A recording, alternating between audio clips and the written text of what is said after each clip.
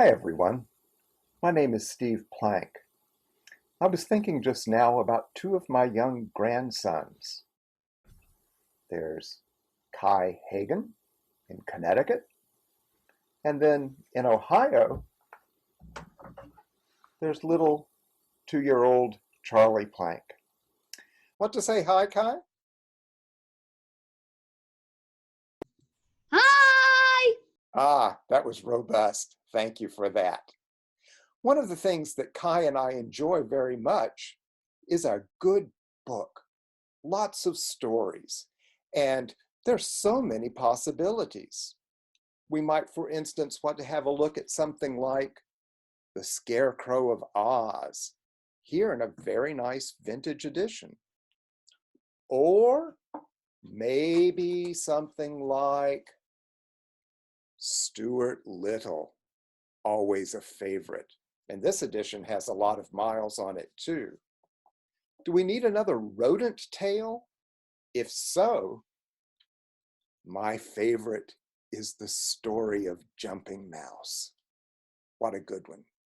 But I think what we really want for today is something by our favorite doctor, Dr. Seuss. Maybe the Sneetches. Yes, I think the Sneetches will do. Would you like to join us?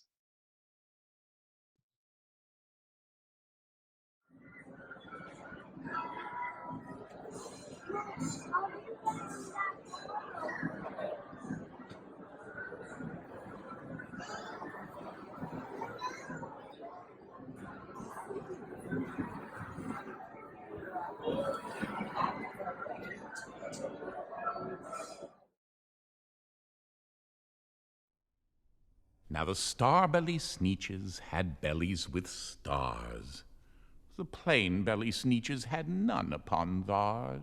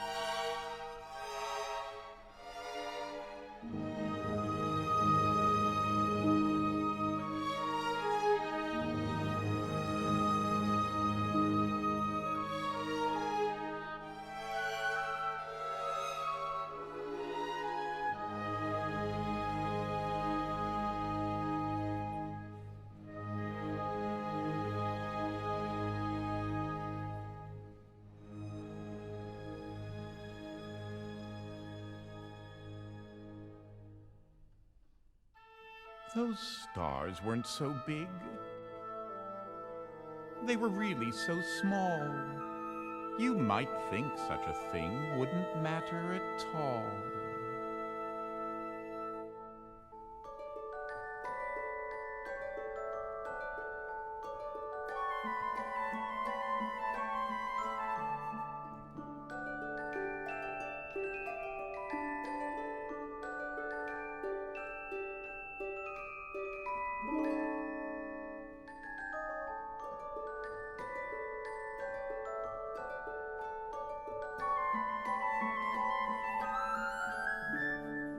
But because they had stars, all the star-belly Sneetches would brag, "We're the best kind of Sneetch on the beaches." With their snoots in the air, they would sniff and they'd snort, "We'll have nothing to do with the plain-belly sort." And whenever they met some when they were out walking, they'd hike right on past them without even talking.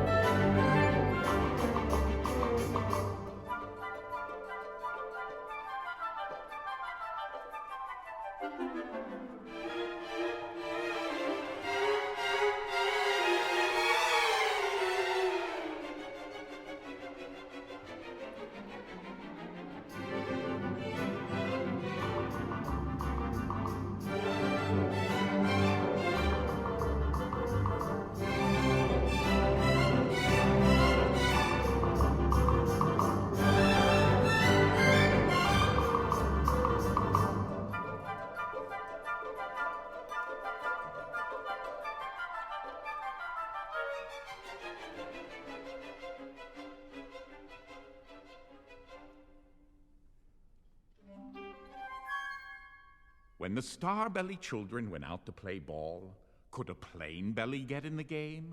Not at all. You only could play if your bellies had stars, and the plain belly children had none upon theirs.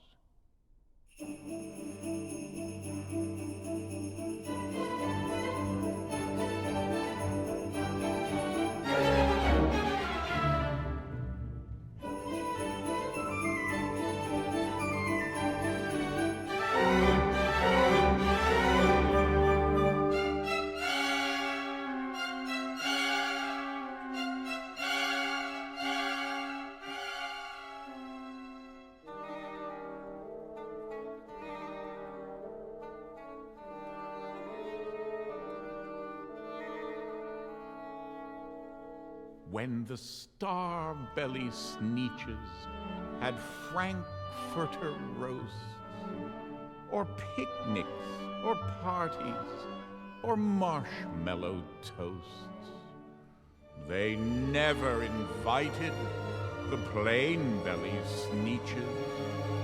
They left them out cold in the dark of the beaches.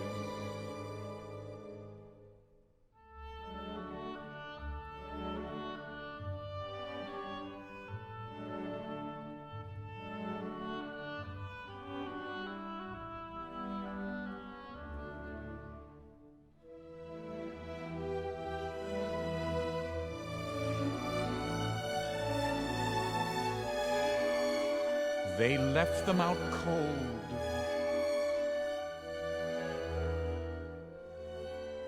in the dark of the beaches. They kept them away, never let them come near.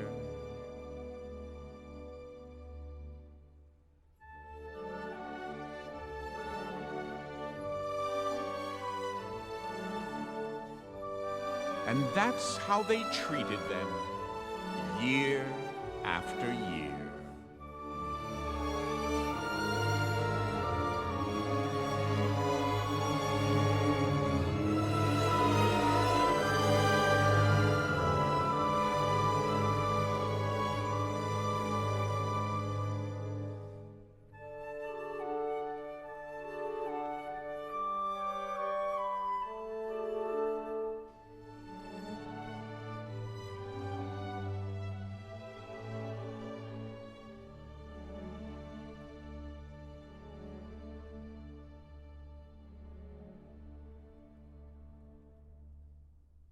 Then one day, it seems, while the plain-belly Sneetches were moping and doping alone on the beaches, just sitting there wishing their bellies had stars, a stranger zipped up in the strangest of cars.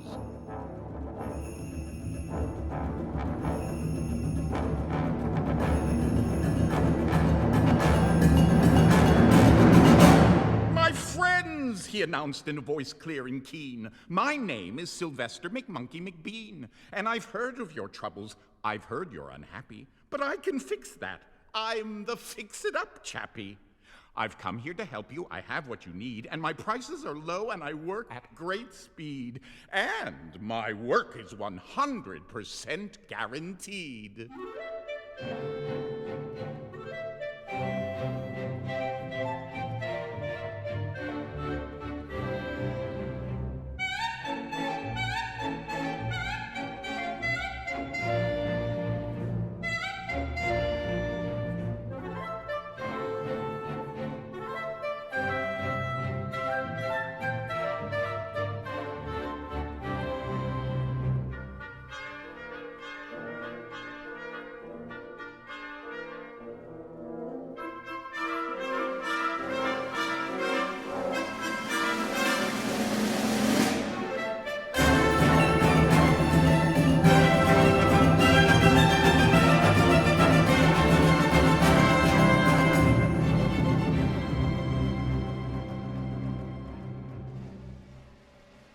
Then quickly, Sylvester McMonkey McBean put together a very peculiar machine, and he said, "You want stars like a star-belly Sneetch? My friends, you can have them for $3 each.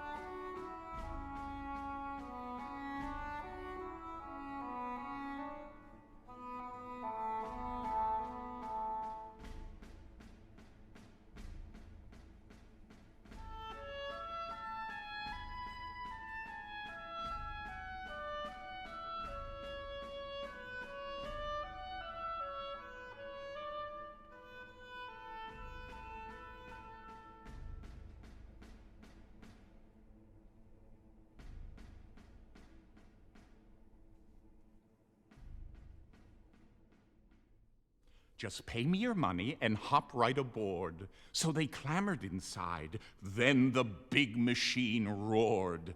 And it clunked, and it bonked, and it jerked, and it burked, and it bopped them about, but the thing really worked.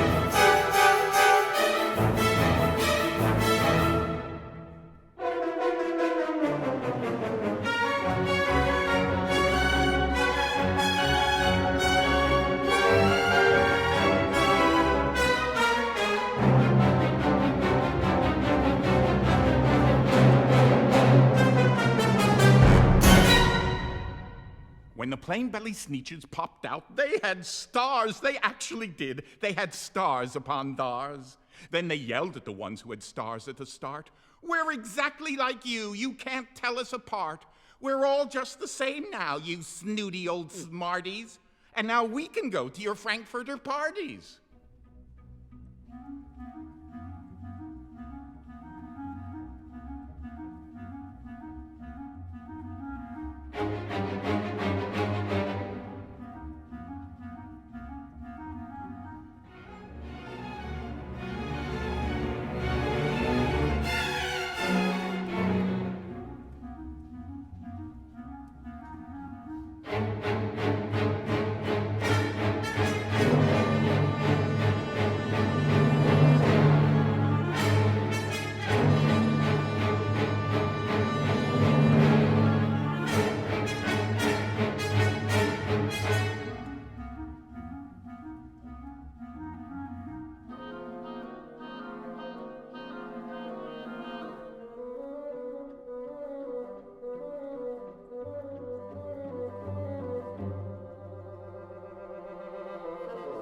Good grief, groaned the ones who had stars at the first. We're still the best Sneetches, and they are the worst.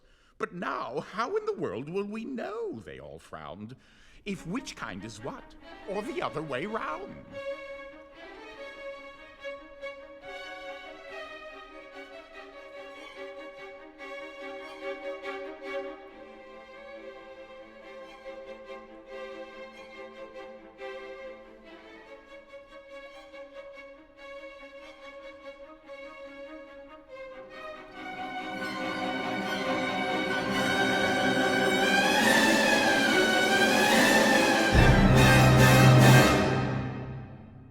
Then up came McBean with a very sly wink, and he said, "Things are not quite as bad as you think. So you don't know who's who? That's perfectly true, but come with me, friends. Do you know what I'll do? I'll make you again the best Sneetches on beaches, and all it will cost you is $10 eaches." "Belly stars are no longer in style," said McBean. "What you need is a trip through my star-off machine. This wondrous contraption will take off your stars, so you won't look like Sneetches who have them on theirs."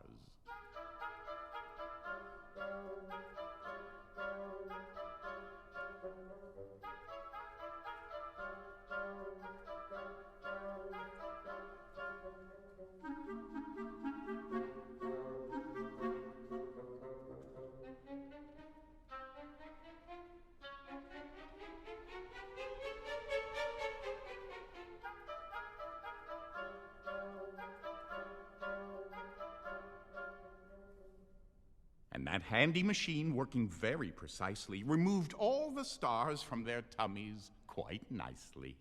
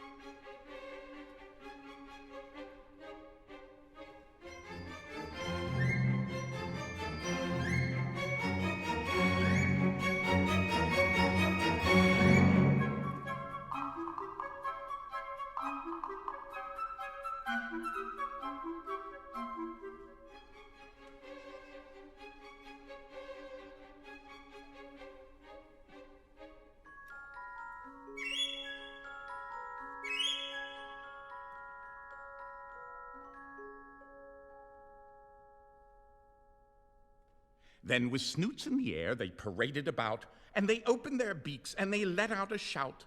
"We know who is who, now there isn't a doubt. The best kind of Sneetches are Sneetches without."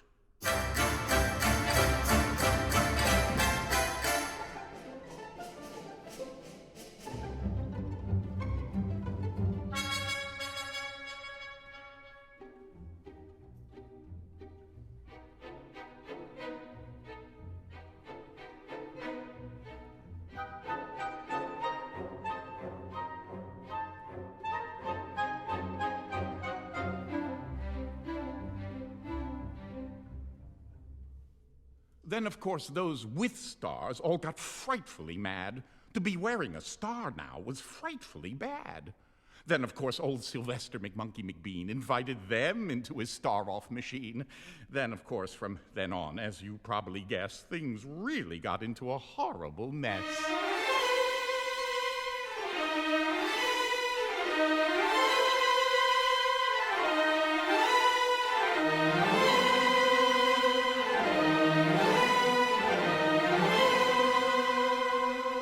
The rest of that day on those wild, screaming beaches, the fix-it-up chappie kept fixing up Sneetches.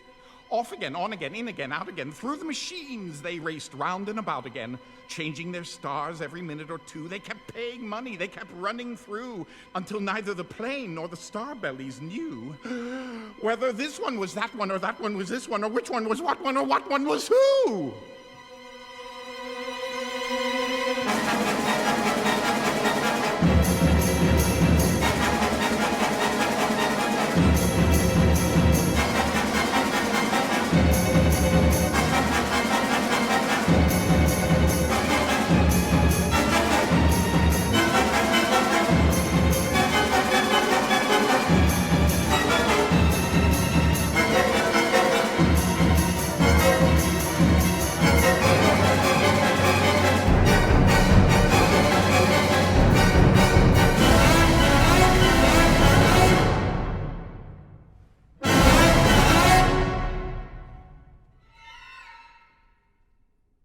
then, when every last cent of their money was spent, the fix-it-up chappie packed up, and he went.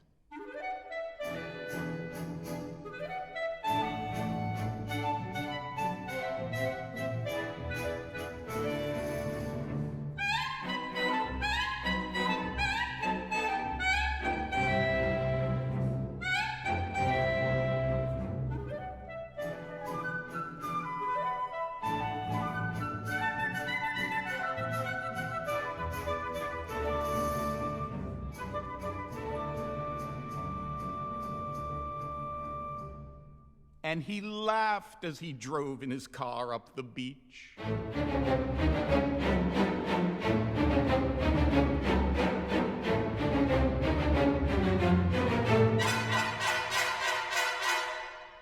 They never will learn. No, you can't teach a Sneetch. But McBean was quite wrong. I'm quite happy to say that the Sneetches got really quite smart on that day. The day they decided that Sneetches are Sneetches. And no kind of Sneetch is the best on the beaches.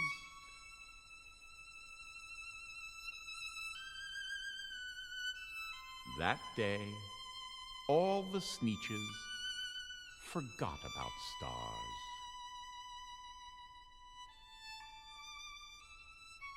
And whether they had one or not, upon thars.